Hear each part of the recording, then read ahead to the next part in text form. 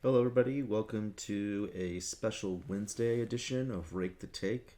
My name is Chris Lewis, and today we're just going to be going over um, some people to look at potentially for future betting for the major championships in 2025. I'm going to talk about four guys today, four well known names, nobody crazy. Um, but these are players that will basically for sure be in every major this year, um, unless something crazy happens. But I mean, they're all four of these guys are going to be in all the majors of 2025, unless there's an injury or whatever. There's not gonna. I really doubt that any of these guys would not get in based off of play. They're all already in the top 50 in the world, all in the designated events, except for one uh, who's not on the PGA Tour. Hint, hint. Uh, but yeah, let's just get started. And that first player who is not on the PGA Tour would be Tyrrell Hatton. Um, Hatton, I feel like has had. I mean, he is coming off of a win as we're doing this podcast. He won the Alpha Dunhill Links, several weeks ago. Uh, and he's had some solid performances on the DP World Tour, outside of the Live Tour. Now that their season's over, and just kind of as the season was winding down, uh, he's been playing really well this year. Outside of I think he had a pretty poor major championship season by his play standards, and overall, I think this year has supported the fact that Tyrrell has underachieved in his major championship career overall. That being said, though, it's not like his major championship record is full of blemishes. He has some very good performances, including um, two in 2016 before he really broke out onto the scene as a top tier player, where he had a tie for fifth performance in the 2016 Open, and he had a tie for 10th performance at the 26 PGA Championship. Um, Outside of that, though, his only top tens are another at the PGA in 2018, a tie for six in 2018 at the U.S. Open, a tie for six at the 2019 Open Championship, and then last year he had the tie for ninth performance at the Masters, and the Masters has kind of been his his main bugaboo event in terms of the majors besides that one season. 2021 he did finish tie for 18th, but that wasn't necessarily a week where he was really in contention, and neither really was the tie for ninth performance last year, to be fair.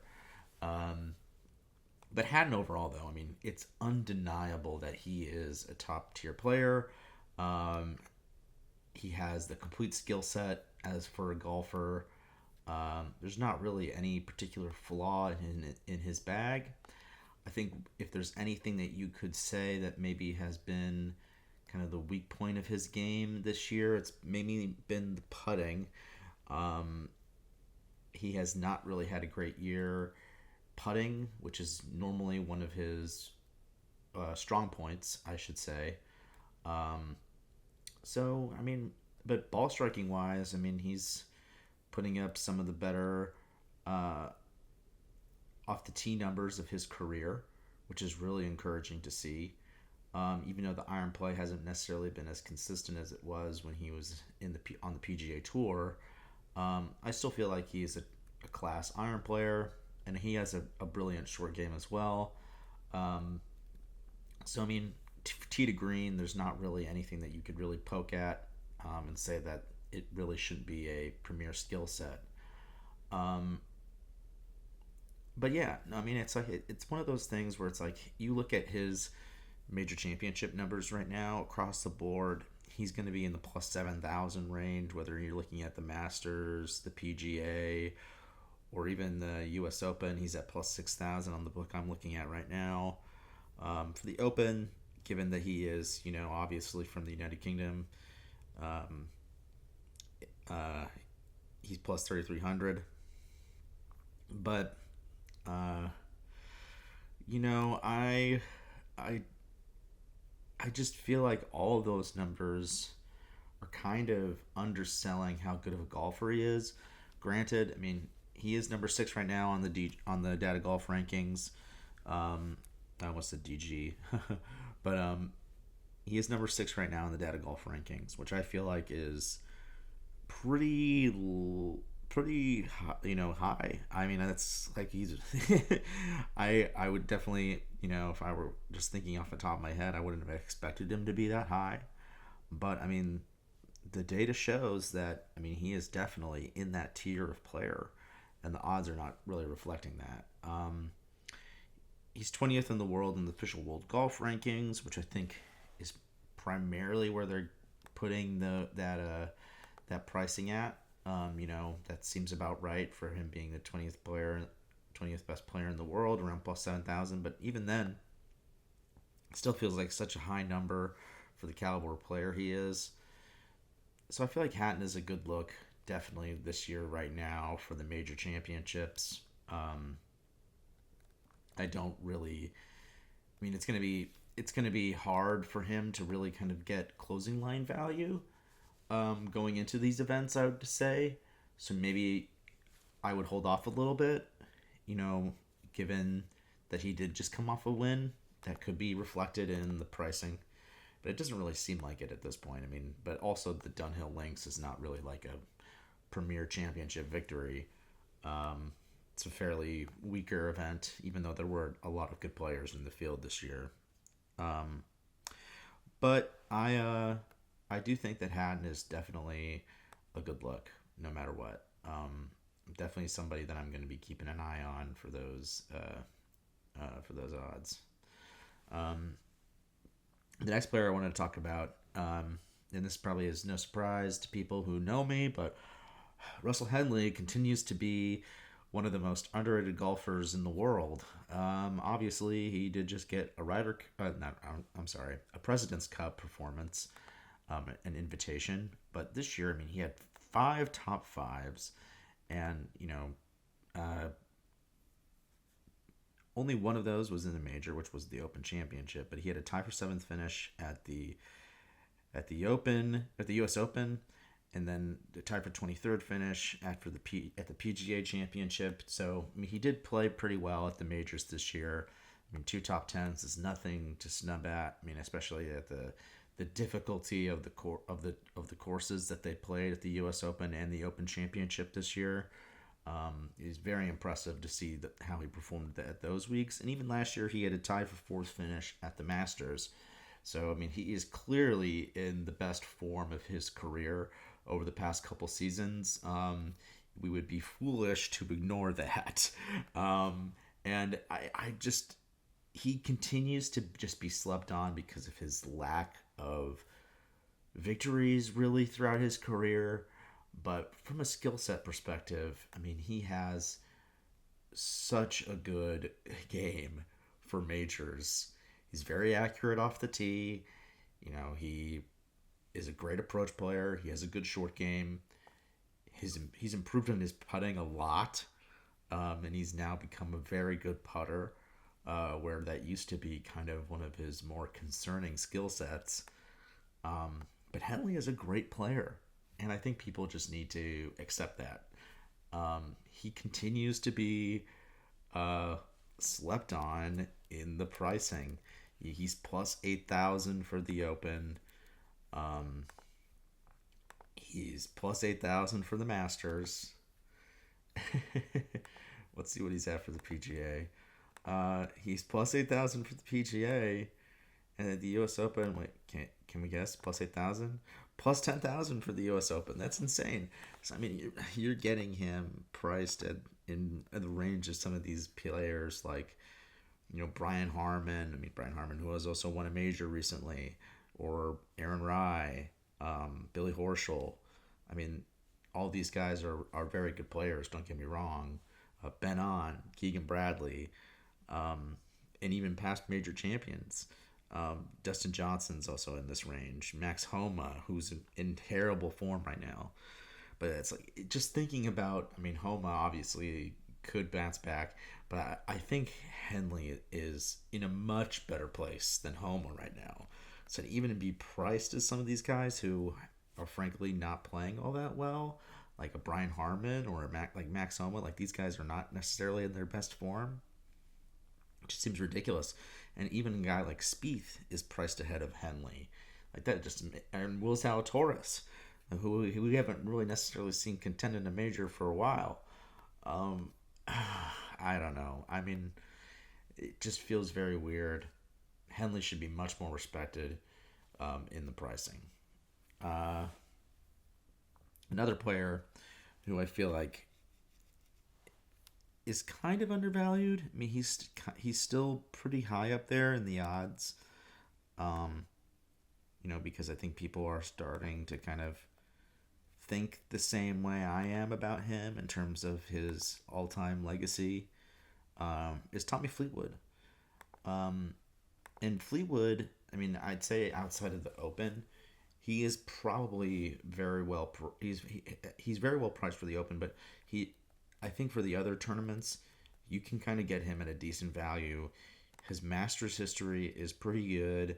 He knows that course very well, and we've seen him contend at U.S. Opens and PGA Championships. I mean, his major championship history is, you know, there are a lot of great marks there. He has 7 top fives in his career in major championships, which is a great amount. Just no wins. And I think, Fleetwood is just knocking on the door to get at least his first PGA Tour victory and a major championship victory. He's playing some of the best golf in his career right now, as shown by the performance at the Olympics and some other tournaments this year. I just think that Fleetwood is definitely like it. I want to say that I feel like the major championship is going to happen. He still has a lot of career left, and I think 2025 could be the year where we see Fleetwood definitely get his first major championship victory. He's about plus 5,000, plus 4,500 for the majors right now. I think that's a good price. Maybe I would wait a little bit. Like I said, I'm probably not getting on very many of these odds right now. Just because these guys aren't really going to be playing, and I'm hoping that people will forget about them.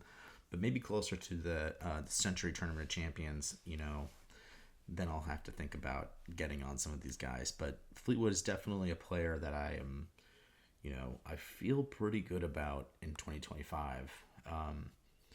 So he's definitely a player I'm looking at.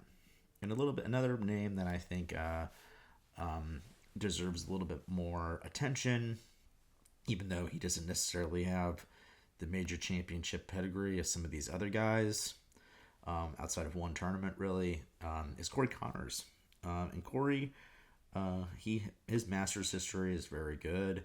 He has 3 top 10s at the Masters, and he also has a top 10 at the U.S. Open. But Corey, I think, has just a very underrated game in general. He's always been a player that I've been higher on than consensus, mainly because of his ball striking, and his iron play has really been on one of the better stretches of his entire career. His ball striking numbers are very good. It's just the main bugaboo, as usual for him, is the short game and the putting. But I think we've seen players like a Gary Woodland, for example, that have been able to win a major championship besides those weaknesses. And I think for somebody like Corey, he's a player that I do think he's a good enough ball striker to win in a major, especially a field like the Masters or U.S. Open, where ball striking is very paramount. I think a PGA championship or a Open championship would be more difficult for him, as we've seen in his career statistics, because of the putting necessary to win a championship like that. Um, I think the greens are so difficult typically at an Open Championship course, and that's not to say that the greens aren't difficult at a place like Augusta, but iron play is just so important there that you can kind of get around that a little bit if you know how to approach the greens. Um, but an Open Championship course, approach shots are not necessarily as rewarded as they are at Augusta. So I think it's a lot more of an important skill set for a U.S. Open, or I should say that putting is a much more important statistic at a Open Championship or a PGA Championship. The PGA, I would say, it's more important because especially more recently, the scoring for PGA Championships has been very low. They've been going very deep at like the 20 under plus range, 20 under or higher, I should say. So I mean, that's definitely I feel like a more of a skill set for those kind of championships. Whereas like you see somebody like Gary Woodland who, who never really was a great short game player throughout his career, but always known as a good ball striker, finally got his U.S. Open victory at Pebble Beach, where he just had a great putting week along with the ball striking. And I think that could happen with Corey if it just kind of he does so well where it the putting and the short game ability is not really a hindrance because his ball striking is just so on point for that week. Sorry, that was a little rambly right there, but I just think that Corey kind of like Gary Woodland could be that kind of player where his ball striking really shows up throughout 4 days and he can get a victory. And I don't see why not in 2025 because he's really coming off one of the better years of his career, ball striking wise. It's definitely the best iron play year that he's had in his entire career. And he's still so accurate off the tee and has a fair amount of distance. So I don't really see why he can't really win a major this year. So yeah, no, I really like Corey. He's a great player. And I think I expect big things from him in 2025. But yeah, those are really just the four guys I wanted to talk about. Nothing groundbreaking. I think a lot of those guys are people that, you would expect people to talk about. But, I just wanted to say something about those guys heading into 2025. And maybe we'll do another podcast like this before the end of the year to kind of refresh on some names and see who else is performing well going into the new year. All right. Thanks for listening.